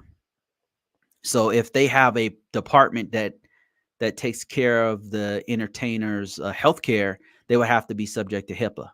If they're in California, and they'll be subject to California's privacy law. And if they have a set in Australia or EU or something, in Prague or something like that, they'll be subject to the EU's GDPR, I think it's called. So they'll be subject to the local regulations there. Is it GDPR? Hold on. GDPR, yeah. Okay, I always mix up the last two words. So it'll be the entertainment industry will, wherever they happen to have their studio or wherever they are housing the information of the artists, of the talent, they will have to be mindful of privacy laws, such as protecting people's PII information, personally identifiable information. If they have say healthcare information that they're taking care of for the stuntman or whatever, they will have to protect HIPAA laws. So yes, the answer is yes, but I don't know that they have one specifically for entertainment. I know the education sector has one specifically for education. You have If you go to another country, those countries have one specifically for education or healthcare or whatever. But entertainment, I'm not sure. I'd have to research that one. But good question. Let me see here. More questions. I might have skipped some questions, guys. I apologize for that. Is command line important in GRC? Yeah, I would say it is. Yeah. Yeah, I would say command line is something you need to know. Not programming per se or scripting, but command line, I think you have to know it. It's just one of those things. It's like basic networking, basic cloud technology, what it is.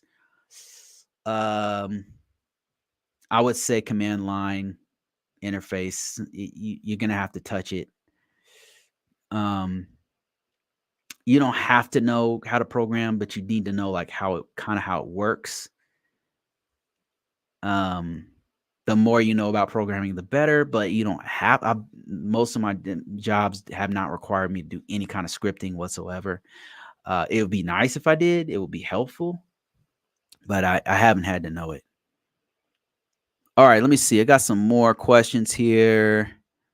I'm about an hour, 2 hours in. I'm going to stop at 2 hours. I'm about 141 right now. Okay. Tariq says, currently a signal officer in the Army getting a master's degree at WGU. Congratulations. That's a great move. I will leave with a PMP, a CASP plus, a CISM, and a CRISC with 5 years of managerial IT. Should I get out or stay in? Tariq, it depends on what you want to do. My decision was based on my family when I got out. At the time, I just gotten back from Iraq, and then they were talking about sending. I just got back from Afghanistan, sorry, and when I got back, they were talking about sending me to Iraq. So I had a kid. I missed her first steps. I was really upset about that. And then my wife at the time wasn't very supportive. So my decision was based off of that. Otherwise, I probably would have stayed in because I liked the Air Force, the regular Air Force. I didn't like being a grunt. I didn't like the Army Air Force. I was in the security forces, which was more like the Army, which was not fun for me. I mean, I had some fun moments. I like shooting guns and stuff, but other than that, I didn't like the ruck marches and all that kind of stuff. It wasn't for me. Build character though, that's for sure. But yeah, my decision was based off of my family. If I could do it, if I had to do it all over again, I would have made the same decision. Had I had more support from my ex-spouse, I think probably I would have stayed in. But I made the right decision by getting out for me. Um, the reason why I would have stayed in is because I was already 8 years in, and I could have done that last 12 years standing on my head. Military has pretty good retirement. So if you have supportive family,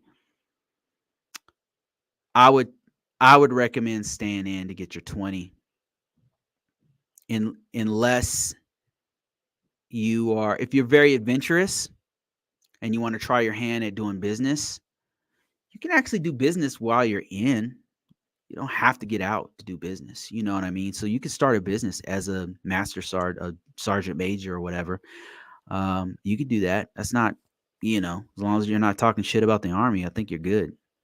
You don't, there's no conflict of interest. You start some business that you probably can't do, like a contracting business or something that's with the Department of Defense. That'd probably be out. That'd be a conflict of interest. But if you wanted to do like a website service or something that was for the public, you probably do that. I would stay in. Like if you're looking back, right? I'm an old guy now, and if I could have stayed, the right choice would have been to stay. I was already 8 years in. I could have. It was easy for me. I liked it. Um, I just had to think about my kid first, and that's what made me get out.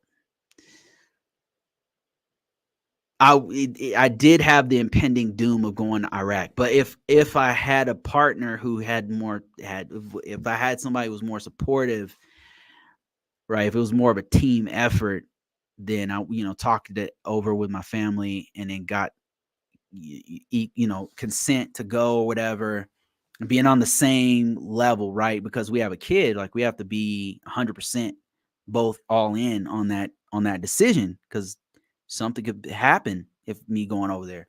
So that's what I would do is if I could, I would have stayed in because that 20 years, it sounds like a long time, but when I look back on it, I could have retired. Like I could have retired twice in the time that I've fucked around. So, um, I if I had support, I'd stayed in, but really just you need to talk to your family, make sure everything's is copacetic, right? It really depends on what you want to do, like what your ultimate goal is.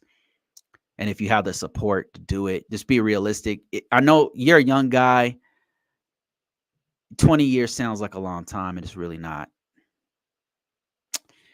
It's really not. Like in the scope of your entire life, it'll go by. I mean, when you're talking about your career, it goes by fast. I know that sounds crazy to say, but it goes by really fast. So I would say if you can, if you have the support, stay in. If not, if you don't have it, if it's too much if it's really stressful, if it's crazy, you don't like how the military's moving, right? And I can totally understand. Sometimes the Air Force and the Navy, they have this their politics gets a little ridiculous. The internal politics. I'm not talking about outside. The internal, like sometimes they'll go in a different direction. That's kind of like, what are we doing here? Then just get out. Do your 8 year, 4 years, whatever, 6 year, whatever it is, and then get out. It's nice out here. It's nice out here. It's not easy, but once you get your footing, it's not bad. So, and then I got some other advice to you here.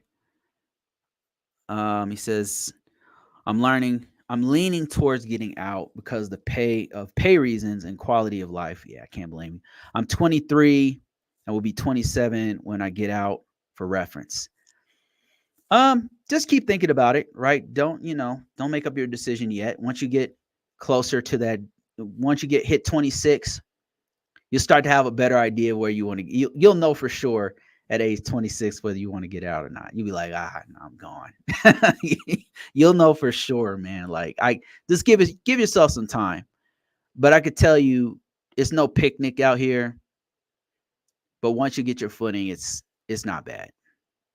You definitely get more money, that's for sure. Right. You notice I didn't just say, "Oh, get out, Tariq, man. You're gonna make all this money." There's things that you need to consider, Tariq. Especially if you have a family, if you have kids, and I don't know your situation, but if you have kids, just think about it because it's way more stable inside. If you don't have kids, the money is much better on the outside for sure. But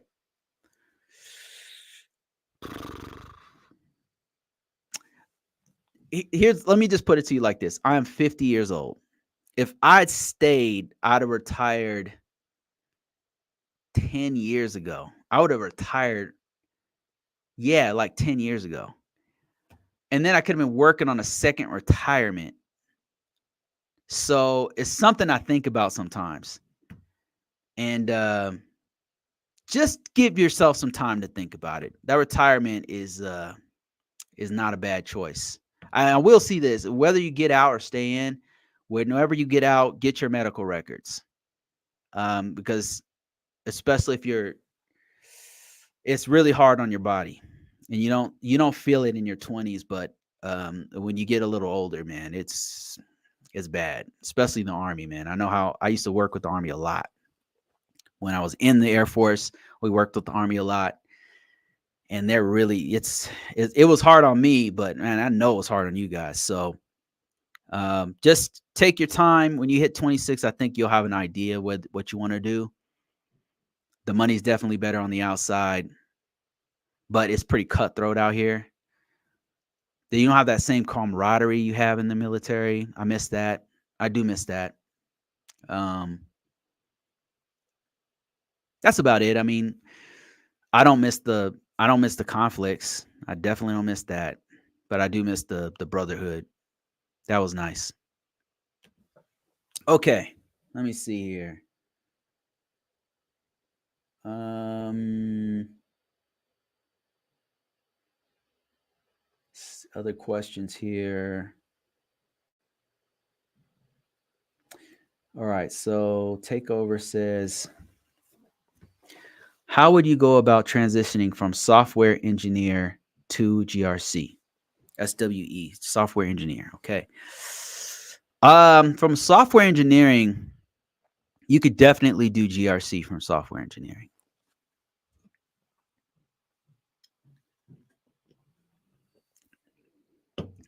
So there's a few things you can do. Software engineering definitely has governance, risk, and compliance components.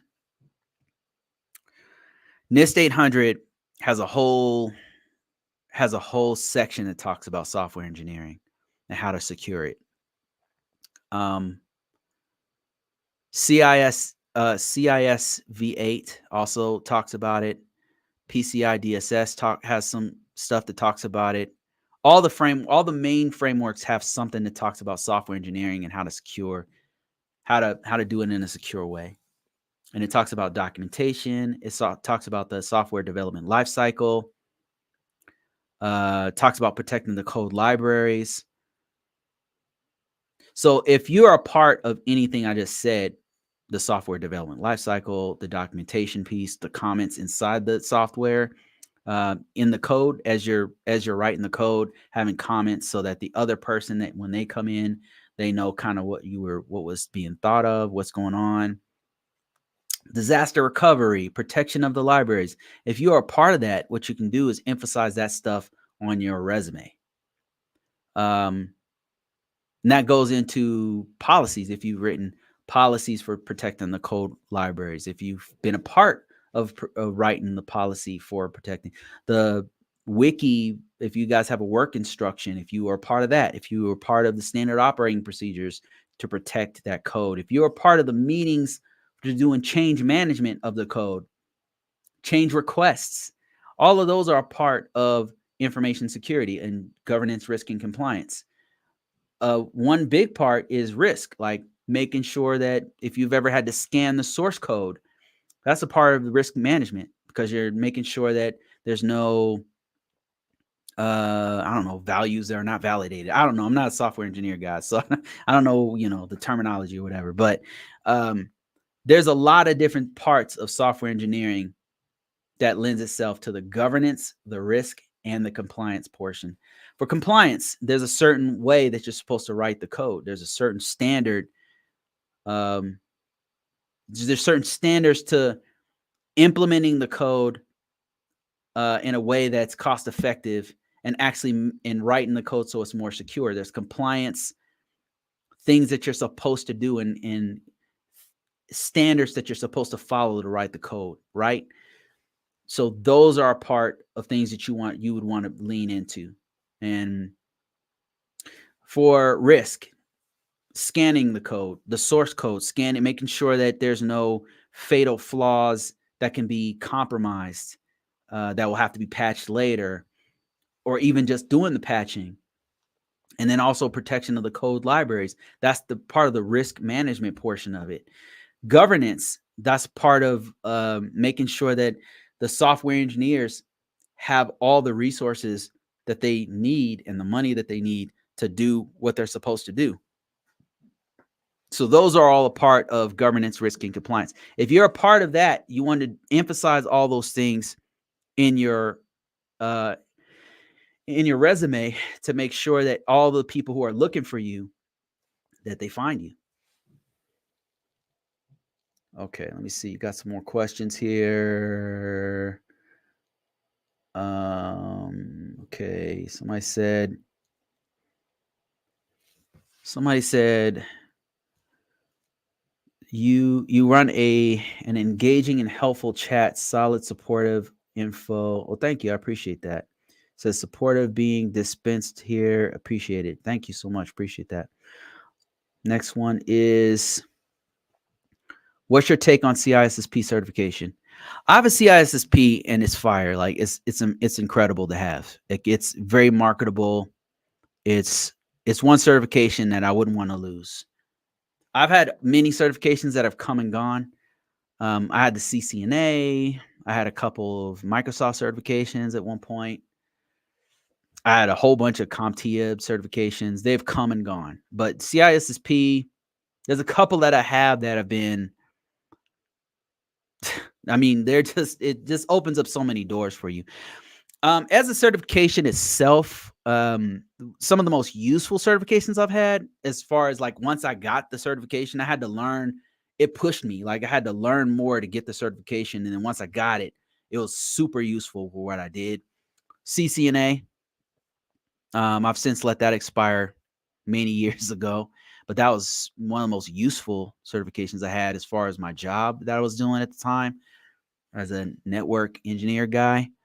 Another useful one was, oh man, the one I have right now, CGRC, is pretty useful because I'm using that stuff right now. Like it's in line with what I do, which is risk management framework using NIST 800.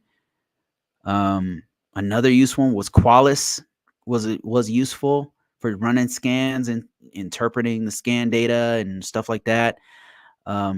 Recorded future. There's a few other ones that I have that were very vendor related certifications that are super useful, but CISSP is not a vendor certification, and it's very very broad, so I can't like say I use it for anything like except getting a job and getting my knocking, not just putting my foot in the door, but knocking the door down. um it pays really good if you get it. It's super useful for jobs. um it's very hard. It's one of the most difficult certifications I've ever taken, because it's so broad. They say it's a mile wide and an inch deep. It's just covers so many things as to be useless in its implementation, but useful in getting jobs. This is my that said, just get it. Get it. I mean, it's gonna get you paid money. It's a difficult certification. It definitely tests how much knowledge you can either retain or have. Um, I think it's good certification. If you're in a position to get it and you're there, like don't hesitate. Go ahead and start on it. It's a professional to expert level cert, that's what it's considered. It's good. Larry says, I retire after 20. Oh, military. In my opinion, if you're close to 20, stay in and get what you're owed fully for your service. If not, then it really comes down to the benefits available to you by staying in versus getting out. Great point. Great point. I definitely agree with that. It really depends on your situation.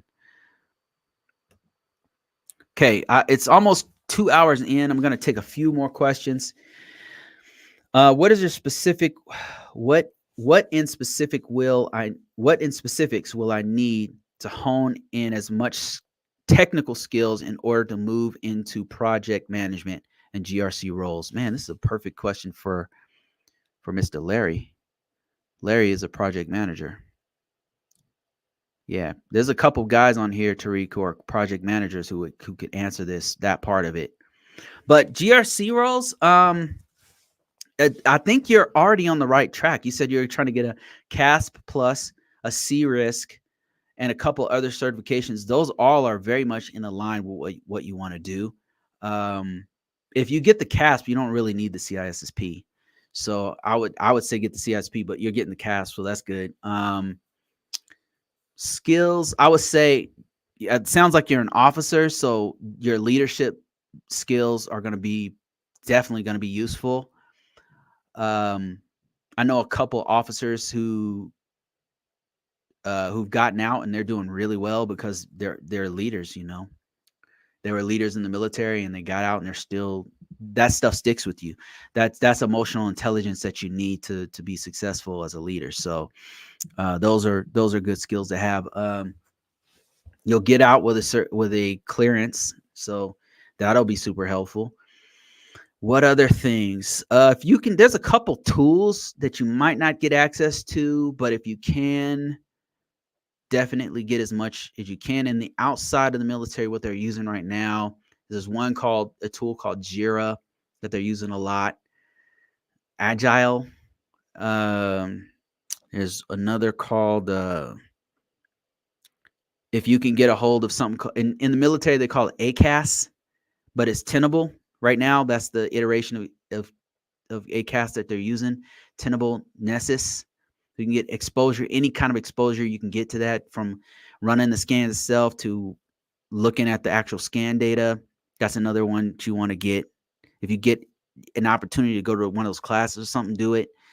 Splunk, if you get access to that, or any kind of SIEM really, but Splunk is the main one that's hot right now. And in outside, like, you'll find what's happening in the industries. It flows like water. At one time, it was ArcSight was the top SIEM tool, but now it's Splunk.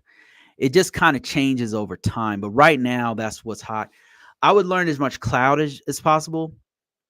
If you can get a cloud certification, learn as much as you can, because everything's going to cloud, including all the AI stuff's all on top of cloud technologies. What other things would I tell you to get into for GRC stuff? Learn as much of the frameworks as possible. In the military, you're going to be deep diving into DoD risk management for DoD IT, something like that's what it's called, right? Basically, it's just NIST 800. It's NIST 837 and NIST 853. So those right there, the more you know about it, the better. Just risk management framework, really. The more, if you read NIST 837, it's the DoD just copied, like they have their own language for it, but it's just the same. It's the same thing, man. Man, what else? Those would be the main things.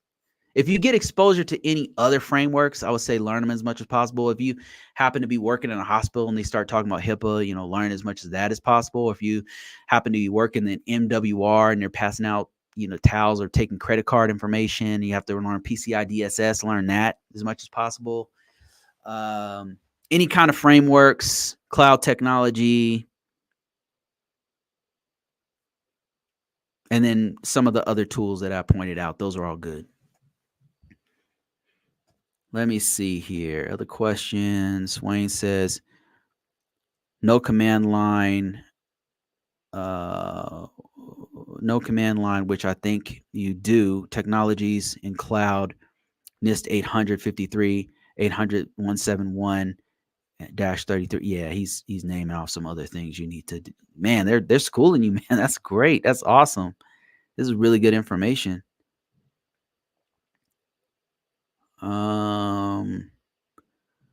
It's really, really good information. Okay, let me see. More questions here. We're about 2 hours in.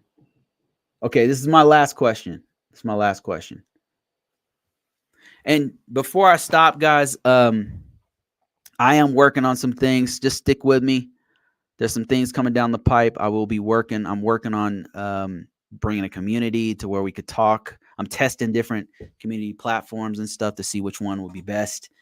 It's coming soon, as well as a GRC roadmap that I'll be releasing. I'm still working on it. Just follow me on YouTube, on TikTok, and you'll hear me release that stuff. Okay, so the question is, what cloud cert is best? So I did some research on this before I started studying for the AWS cloud certifications. And I hear a lot of very technical guys and software engineers talking shit about it, which I don't blame them, But the reason why I decided to go with AWS, and the reason why I think it's the best one to do, is because most of the industry, well, about 30% of the industry is doing AWS. The second, with about 24% or more, is Microsoft Azure. And then after that is Google. And then after that, I think it's Oracle. So most of the cloud market share is AWS, Amazon, owned by Amazon. So I would say your best exposure to the entire market would be those top two, with the top being Amazon. Amazon and then Microsoft Azure. Those would be the ones that you can't get away from. At some point, they pop up. And that's what I found at most of the last 4 or 5 organizations I worked with when we were working with cloud systems, or they were setting up a cloud system, or we were getting FedRAMP, putting the system through FedRAMP or something like that. It was a combination of those two, which was Amazon, AWS cloud, or Azure. And then the other one was Google sometimes. So I would say the top cloud certification is one of the pro level AWS cloud certifications. It's as far as money. Like, I can't say that one is superior, like one technology is superior than the other. I don't know. It's probably close between AWS and Azure, but I'm not skilled enough to speak on that. I'm sure there's some cloud guys who could let us know here which one's better. All right. That's it, guys. Thank you so much for watching. I'm out of here. Keep watching. Like I said, I'm working on some stuff. It just I have to test it first. I really do. I'm trying to set up a community for all of us here that we can continue to talk and stuff. Working on it. But in the meantime, guys, I'm out of here. Thank you so much for watching. Thanks again, Larry, for your support. I appreciate you. Lots more to come. I'll talk to you guys very, very soon.